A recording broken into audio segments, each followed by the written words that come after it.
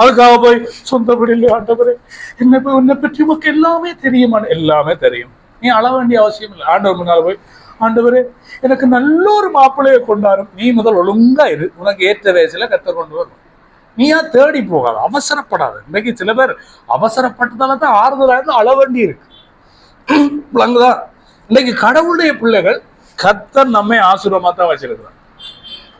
என்னை ஆசீர்வதி, என்னை வாழாக்காமல் தலையாக்க, கீழாக்காமல் மேலாக. நீ ஒழுங்கு இல்லைன்னா வாழை வெட்டுவாராண்டம். விளங்குதான்? இன்னும் தலையெல்லாம் ஆக்கத்துல இருக்கிறதுல நன்றி சொல்லி அழிந்து போற ஆத்துமாக்களுக்கா ஜெபம் பண்ணு. அழிந்து போற ஆத்துமா இயேசுவை காணனுடைய சுவிசேஷம் சொல்லு, மற்றவர்களுக்கு நற்செய்தி அறிவி. இன்றைக்கு மரித்தாலும் பரலோராட்சியத்தின் சொந்தக்காரராய் கர்த்தர் நம்மை மாற்றும். அல்லேலூயா. சொத்து சேர்க்கிறதுக்கு பரலோகத்துல சபையை கர்த்தர் வைக்கவில்லை. வந்தா காட்டுவதற்கு இயேசு சிலுவையில மரித்தவர்களை மீட்கவில்லை. அவருடைய சாயலாய் நன்மை செய்யவே கர்த்தர் நம்மை அழைத்திருக்கிறார். அதனால காயுக்கு எழுதும் பொழுது எல்லாரும் வாசிங்க, பிரியமானவரே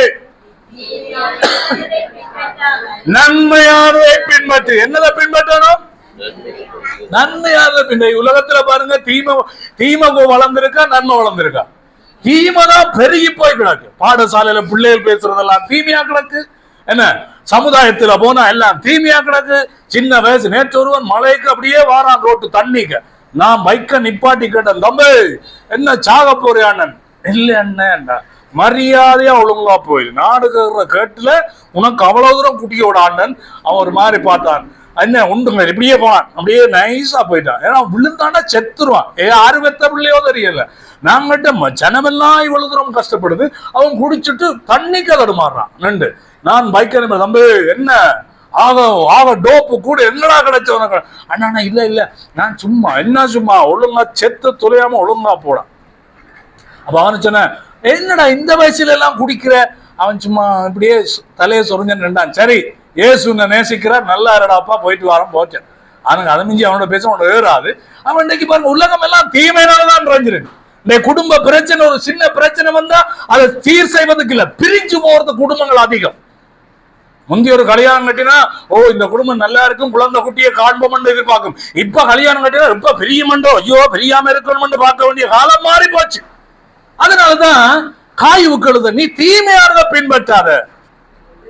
வேத வசனத்துக்கு மாறா போவோமா இருந்தால் எல்லாமே தீமை. தீமை என்றா என்ன? பாவம். பாவத்துக்கு ஒத்த வசம் தரிக்க கூடாது, பாவத்தோடு விளையாடக்கூடாது. ரகசிய பாவத்தோடு அறையில விளையாடாத. ஒரு நாளைக்கு உன்னை அம்பலத்துல கேவலப்படுத்தும். ரகசிய பாவத்தோடு விளையாடாத. ஒரு நாளைக்கு எல்லார் மத்தியிலும் உன்னை கேவலப்படுத்தி நாதாரியாய் மாற்றிவிடும். ஆகையினாலே வேதம் சொல்லுகிற தீமையானதை பின்பற்றாமல் ஆண்டவருடைய போதனைகளின்படி நானும் நீங்களும் வாழுகிற பொழுது நாங்கள் நன்மைகளை பின்பற்றுகிறோம். ஆமென் சொல்லுங்க. ஒவ்வொரு நாளும் ஜெபம் பண்ணுங்க, ஒவ்வொரு நாளும் வேதம் படியுங்க, ஒவ்வொரு நாளும் குடும்பமா கூடி ஜெபம் பண்ணுங்க, ஒவ்வொரு நாளும் தேவனுக்கு பிரியமானதை பேசுறோமான்னு உங்க குடும்பத்தை முதலாவது ஆராய்ந்து பாருங்க. ஒவ்வொரு நாளும் தேவனுடைய வார்த்தையின்படி எங்க குடும்பம் மலர்ந்தான்னு செக் பண்ணி பாருங்க. எங்க குடும்பத்திலே கர்த்தருடைய ஆவியானவர் கிரியை செய்வார்.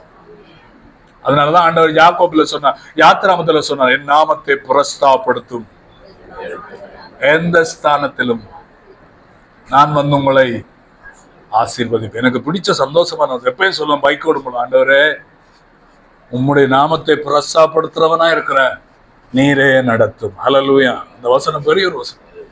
குடும்பமாய் கூடி கர்த்தருடைய நாமத்தை பிரஸ்தாபப்படுத்துங்கள், மகிமைப்படுத்துங்கள். சொல்லி குடும்பத்துல கூடி நல்லா ஜெபிங்க. பிள்ளைய போட்டு பாட்டு பாடி அவள் சின்ன வயசுல ஆசீர்வாதமாய் வளருவாள். ஆமென். எல்லோரும் ஆசீர்வாதமா இருப்பாள். அல்லேலூயா. குடும்பமாய் கூடி ஜெபம். பாருங்க எத்தனை பேர் குடும்பம் இல்ல. ரெபேக்கா எல்லாம் தனியா இருந்து ஜெபிக்கிறா. ரவிதாசன் வேலை செய்யற இடத்துல தனியா இருந்து ஜெபிக்கிறா. என்ன வேற யாரு? மைச்சல்னாக்கா தனியா இருக்கிற, அவங்க யாருமே இல்லை. ஆனா எங்களை குடும்பமாய் கர்த்தர் வைத்திருக்கிறார். அல்லேலூயா. குடும்பமாய் தேவனை பிரஸ்தாபப்படுத்துங்கள். கர்த்தர் சபையிலும் கிராமத்திலும் எங்களை கொண்டு கர்த்தர் பெரிய காரியத்தை தேவன் செய்வார். அல்லேலூயா. படம் காட்ட தேவையில்ல, கர்த்தரை பிரயாசப்படுத்தும். கர்த்தரை பிரஸ்தாபப்படுத்துகிற பொழுது நாம் தன்மையை பின்பற்றி வாசிங்க. மறுபடியும் வந்து 10 பிரியமானவனே தீமையானதை பின்பற்றாமல் நன்மையானதை பின்பற்றி. அல்லேலூயா. நன்மை செய்கிறவன் தேவனால் உண்டாயிருக்கிறான், தீமை செய்கிறவன் இன்னும் அவன் ஆண்டவரையே காணல. அல்லேலூயா. யாரும் தீமை செய்தா தீமைக்கு எதிர்த்து நிற்காதீங்க. பைபிள் வேதம் சொல்லுகிறது, மத்தேயு 5:44 இயேசு என்ன சொன்னார்? உங்கள் சத்துருக்களை சிநேகியுங்கள், சபிக்கிறவர்களை ஆசீர்வதிங்க, பகைக்கிறவர்களுக்கு நன்மை செய்யுங்க, நிந்தித்து துன்பப்படுத்தல என்ன செய்யுங்க? ஜெபம் பண்ணுங்க. ரோமர் 12 கடைசி வசனத்துல பாக்குறோம், லேவியராமத்தில் வந்து உன் சத்துரு பசியா இருக்கும் பொழுது அவனுக்கு என்ன செய்? சோறு உடன்னு சொல்லல, ஆகாரம். லேவியராமம் ரோமர்ல எப்படி தெரியுமா? போஜனம் கொடு அப்படின்னு என்ன சொன்ன? நல்ல ஒரு மிக்ஸ் ஃப்ரைட் ரைஸ் எடுத்து கொடுங்கோ. அல்லேலூயா. பாருங்க, அவ்வளவு தூரம் பவுல் இன்னும் கொஞ்சம் மேன்மையா சொல்றார்.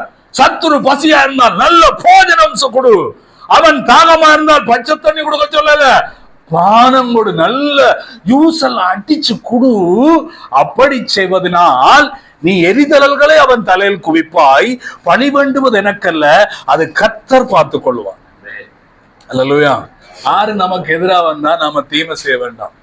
பாருங்க, காயு நல்ல ஒரு மனிதர், எல்லாருக்கும் நன்மை செய்த, எல்லாருக்கும் சாப்பாடு போடுறவர், எல்லாரையும் உற்சாகப்படுது, எல்லாருக்கும் சந்தோஷமான காரியம் செய்கிற மனிதனை பவுல் சொல்லுகிறார், நீ தீமையானதை பின்பற்றாமல் நன்மை செய், உன் வாழ்க்கை நன்றாயிருக்கும். அல்லேலூயா.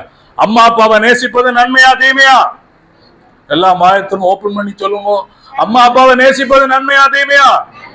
அம்மா அப்பாவோட வாயடிப்பது நன்மையா தீமையா? அம்மா அப்பாவுக்கு எதிர்த்து நிற்பது நன்மையா தீமையா? பிள்ளைகளை போட்டு குத்து குத்தான்னு குத்துறது நன்மையா தீமையா? அப்ப ஒரு நல்லா சொல்ல சம்திங் சம்மையா மகன் தான் நல்லா சொல்லுங்க சத்தமா. தீமை குத்துற குழப்படி செய்யாம அடி இருக்கணும். இப்ப நான் 2 பொம்பளை பிள்ளைகளை வளர்க்குறேன், 1 12 1 8. ஜோய் கேட்டுப்பார், அதுல மாமா அப்பயாவது அடிச்சவன் அடிக்கல. நான் 2 பேருக்கும் அடிக்கடி சொல்றேன், அடி வேண்டாம நல்ல பிள்ளைகளா வாழும். அல்லேலூயா. நான் பலிபீடத்தில் இருக்கிற ஊழியக்காரன், எனக்கு கர்த்தர் கொடுத்த பிள்ளைகளை நான் காப்பாற்றணும். ஆமென். விளங்குதா? அப்ப நீயும் ஒழுங்கா நல்ல பிள்ளையா இருந்தேன்னா அம்மா அப்பா அடிக்க மாட்டார். அப்பா அடிக்க மாட்டார். அப்பா இவனும் சரி க்ளோஸா தான் தெரிவாங்க. இவன் விடுற சேட்டைக்கு அம்மா ஒரு ஆள் அப்படி இருந்தா தான் இவனை கண்ட்ரோல் பண்ணலாம். இப்ப மலையை பார்க்க மாட்டான், கிடங்க பார்க்க மாட்டான், அப்படி போவான் இப்படி வான். ஒரு சைக்கிள் எடுத்து இவன் ஒரு நாள் ஓடினாம் பாருங்க, நான் யோசிச்சேன், கத்தாவே இவன் ஆவியாத்துமா சேரலாம் காத்துக்கொள்ளும். அப்படி ஓடி அதை உடைச்சே பட்டான். அதனால